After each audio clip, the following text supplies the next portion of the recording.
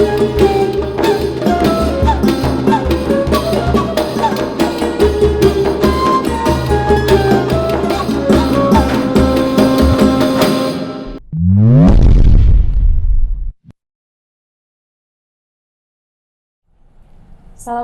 warahmatullahi wabarakatuh. Alhamdulillahirabbil alamin. Wassalatu wassalamu ala asyrafil anbiya'i wal mursalin wa ala alihi wa sahbihi ajmain, amma ba'du. Segala puji bagi Allah yang hari ini telah mengumpulkan kita di program yang luar biasa ini, yaitu Obras, obrolan bersama siswa. Masya Allah, kali ini kita kedatangan tamu spesial, yaitu salah satu siswa berprestasi di SMPIK Nurul Quran, Kakak Lutfia Syakira. Ya, Assalamualaikum Kak Fia. Salam saja. Ya, Kak Lutfia Syakira ini biasa dipanggil Fia sama teman-temannya. Jadi hari ini Kak Fia ditemani oleh bundanya. Bunda, Assalamualaikum Bunda. Salam. Bunda apa Bunda kami Bunda panggil? Yuli. Bunda Yuli ya. Ya, ditemani oleh Bunda Yuli. Nah, jadi sahabat Nurul Quran TV yang dirahmati Allah, Kak Fia ini adalah salah satu daripada calon kandidat ketua OSIS kita yang baru saja melangsungkan pesta demokrasi di sekolah kita kemarin. Seru ya Kak? Seru saja. Seru ya, Alhamdulillah. Nah, jadi Kak Fia ini juga mendapatkan suara terbanyak kedua di bawah paslon nomor urut 1. Nah, jadi insya Allah nanti akan menduduki kursi pejabat manajemen OSIS SMPIK Nurul Quran. Luar biasa sekali ya, sahabat Nurul Quran TV yang dirahmati Allah. Nah, jadi Kak Fia ini juga memutuskan menjadi ketua OSIS itu sebenarnya udah lama ya Kak ya. Dari sejak kelas 1 SMP, Kak Fia juga udah pernah tanya-tanya ke Ustaz Zawiyah ya waktu itu. Mungkin Kak Fia boleh ceritain sedikit gimana sih Kak Fia akhirnya mau naik dan juga ikut dalam kompetisi pemilihan ketua OSIS ini. Silakan Kak. Jadi pas mau masuk kelas 1 SMP udah kayak cari tahu gitu OSIS tuh apa sih. Jadi udah kepo. Terus pas di sekolah juga kayak lihat ternyata belum ada nih ketua OSIS yang cewek, jadi pengen jadi ketua OSIS cewek. Selain itu kan juga punya kakak-kakak alumni yang angkatan ketiga tuh juga support, kayak kasih saran tentang visi misinya gimana, terus kayak mana nanti cara debat memaparkan visi misinya gimana. Jadi kayak udah ada support lah dari teman-teman juga gitu.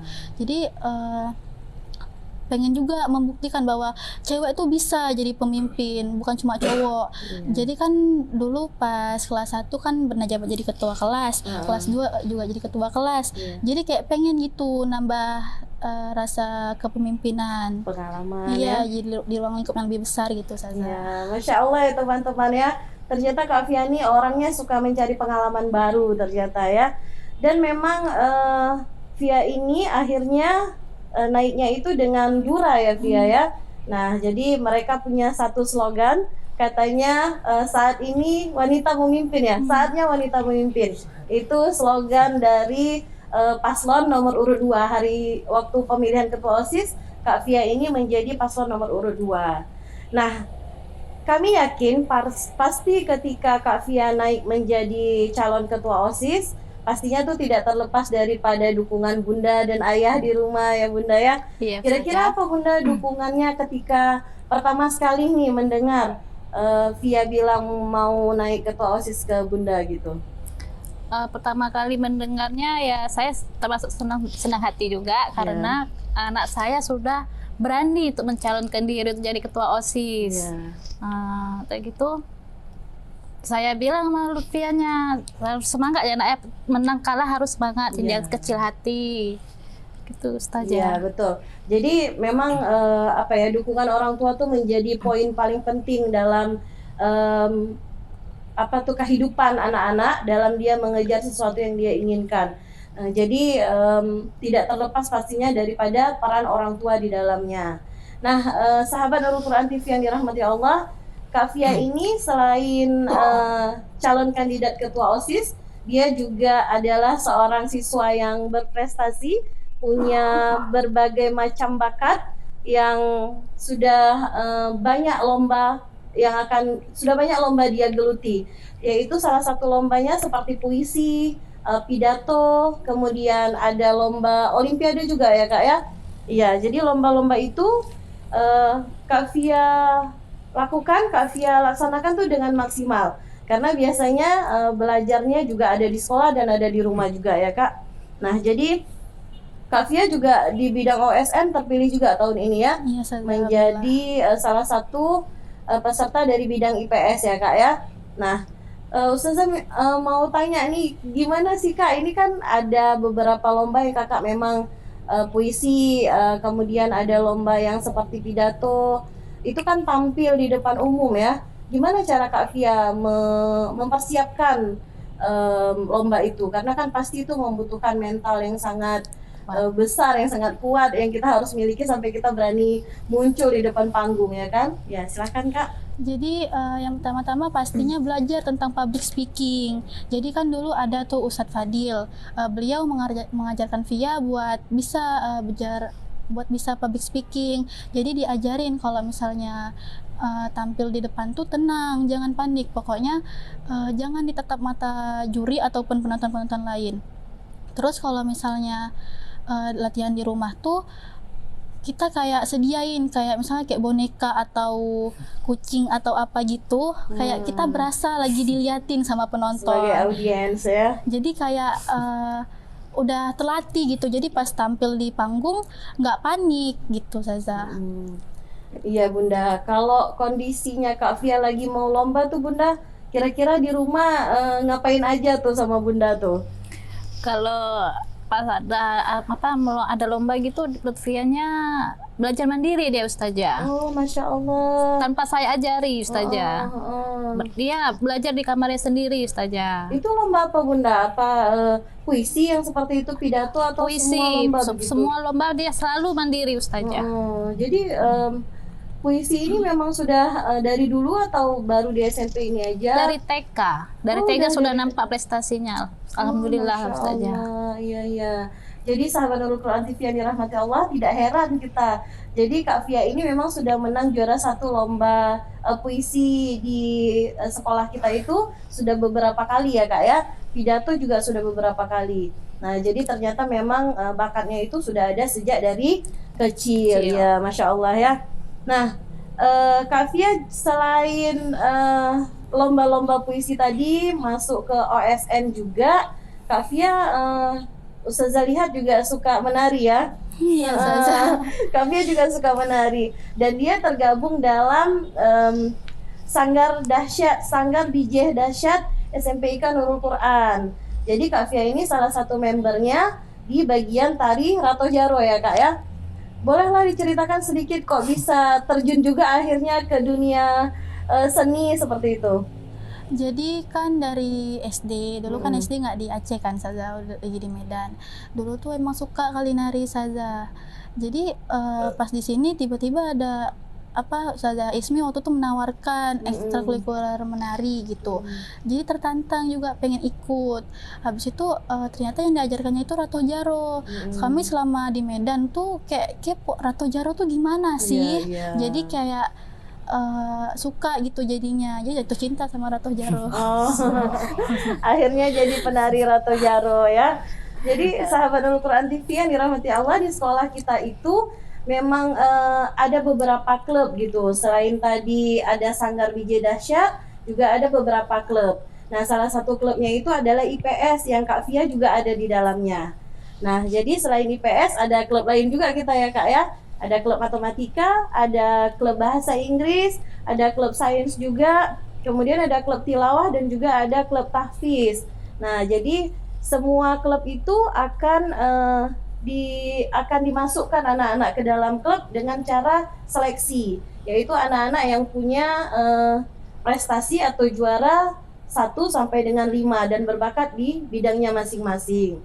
Nah, jadi itu klub yang ada di sekolah kita. Nah, alhamdulillah klub itu akan melahirkan banyak para anak-anak yang bisa ikut untuk lomba-lomba olimpiade mewakili sekolah kita ke luar, baik sekolah lain ataupun melalui lomba-lomba yang dilaksanakan oleh dinas begitu. Nah, jadi selain Via ini tadi menari bisa, berpuisi bisa, juga ada lomba desain poster ya Kak Via ya? Desain poster, Iya, Ustazah. desain poster. Itu berarti menggunakan komputer Kak ya? Enggak. Apa tuh? Oh, laptop ya? Iya, iya. Jadi kayak pakai satu HP, satu laptop, terus pakai aplikasi Canva, Ibis Paint X. Jadi kalau di Canva tuh kayak tambah-tambahin yang desain-desain lucu-lucu gitu. Tapi kalau misalnya di Ibis Paint X tuh kayak dicoret-coret jadi kayak hiasan-hiasan kayak gitu Saza. Dan alhamdulillah juara 1 ya Kak Via ya. Masya Allah juara 1 akhirnya. Dan selain juga prestasinya tadi berpidato, prestasinya Kak Via di bidang puisi, di bidang desain poster tadi, menari. Nah Kak Via juga hafalan Qur'annya ini sudah hampir 2 juz ya Kak ya. Insya Allah sudah hampir 2 juz. Sebelumnya sudah pernah menghafal Kak waktu di SD? Belum ada. Pernah saja, cuma bukan yang kayak serius di SMP Kak. Oke. Jadi dulu tuh tetap ada juga klub tahfiz. Jadi kayak untuk tahfiz kayak itu. Cuma kalau misalnya untuk pelajaran biasanya tahsin doang saja, nggak menghafal. tahsin. Menghafal pun itu bagi yang udah kayak mahir kayak gitu saja. Kalau misalnya di SMP kan udah kayak diajarin itu bener-bener gitu ya, berapa betul-betul. baris gitu. Jadi apa namanya? Ada target hariannya ya. Jadi Bunda tadi lomba-lomba, tahfiz, menari, gimana nih cara Bunda di rumah nih memanajemen waktu Ananda? Atau memang si kakak manajemen waktu sendiri atau gimana Bunda? Kalau si Pia ini sistemnya di rumah tuh modal mandiri dia Ustazah. Tidak mau saya ajari asik itu tidak mau. Selalu sendiri. Sedangkan yang lomba poster itu saya tidak mengetahui kalau itu lomba. Berarti apa ya, memang Tidak mau dia diganggu gugat, nggak mau dia. nggak mau diganggu gugat. Nggak mau dia, harus di kamar sendiri Ustazah. Oh gitu ya Kak Via, nggak mau diganggu gugat sama Bunda ya. Berarti fokus sendiri, cari tahu sendiri, lakukan sendiri. Berarti Bunda hanya menyediakan waktu dan juga Iya, fasilitas Ustazah. apa yang diperlukan Ananda untuk latihan ya Bunda ya.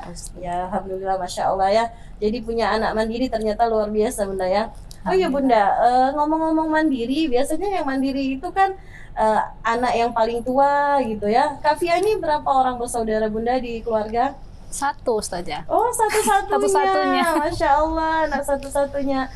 Luar biasa ya Kak Via ya. Satu-satunya. Berarti kalau main di rumah tuh nggak ada main nggak ada keluar teman. Ustazah. Paling ke rumah temennya sebentar gitu. Iya, pulang lagi gitu ya. Nah, jadi ternyata punya keuntungan ya Bunda ya, punya anak mandiri. Jadi Bunda hanya menyediakan waktu dan juga fasilitas dan tidak sibuk lagi ya Bunda ya.